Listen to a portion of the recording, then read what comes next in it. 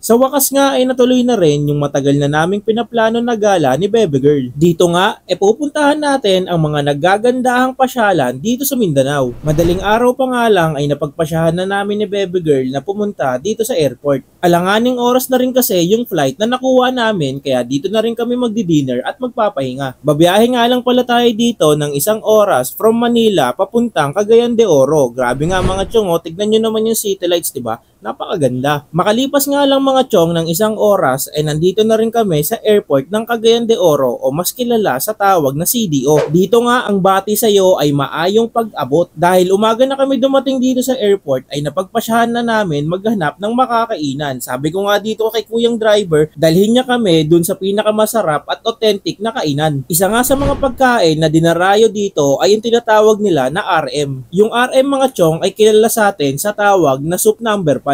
Ang pinagkaiba nga lang yung atake nila dito ay may pagkapapaitan. Pinuntahan na nga namin mga chong yung City Museum dito sa Cagayan de Oro. Dito mo nga makikita ang iba't ibang uri ng kasuotan dito sa CDO. Itong museum nga dito ay dating water tank na tinayo noong 1922. Dito nga dinadala ang tubig mula sa Malasag Hills. At noong 2008 naman ay formal na ginawa itong museum dito sa Cagayan de Oro. Marami kang makikita dito kagaya ng mga lumang larawan, lumang gamit at mga historical artifacts. Kaya kung mahilig ka sa mga ganong bagay, siguraduhin mong bibisita ka dito. Kung hindi naman, di bahala ka sa buhay mo.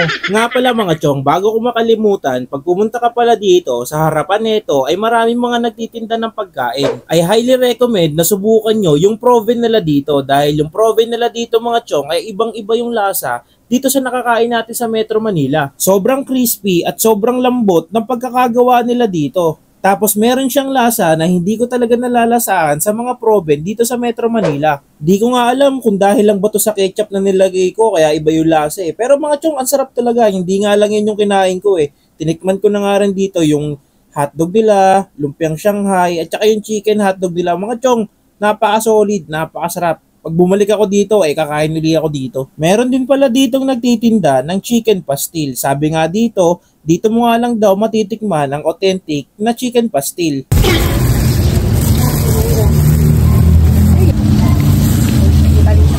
Ito talaga yung pinakagusto kong ginagawa kapag nagta-travel kami ni Bebe Girl. Dito kasi mga chong, nabibigyan tayo ng pagkakataon matikman yung mga authentic na pagkain sa isang lugar. Ang susunod naman natin na pupuntahan ay yung tinatawag nila na Divine Mercy. Dito mo makikita yung isa sa pinakamalalaking estatwa dito sa Mindanao. Pero bago ka makapasok ay kailangan mo mag-arkila ng short nila dito. Hindi ko alam mga chong kung para saan to pero required daw to na kapag bisita ka magsusuot ka. Katulad na itong ginagawa ni Bebe Girl. Tamang no choice talaga siya dahil mga bisita kami dito ay kailangan namin sumunod. At syempre maganda na rin na na-experience natin yung kultura o nakasanayan ng isang lugar. Kaya kung gagala kayo, siguraduhin mo yung kasama mo ay hindi KJ. Dito sa Mindanao, ayun.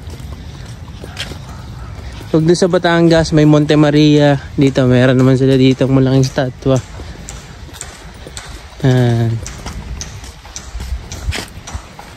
Ayun si Baby Girl. Maglalaba.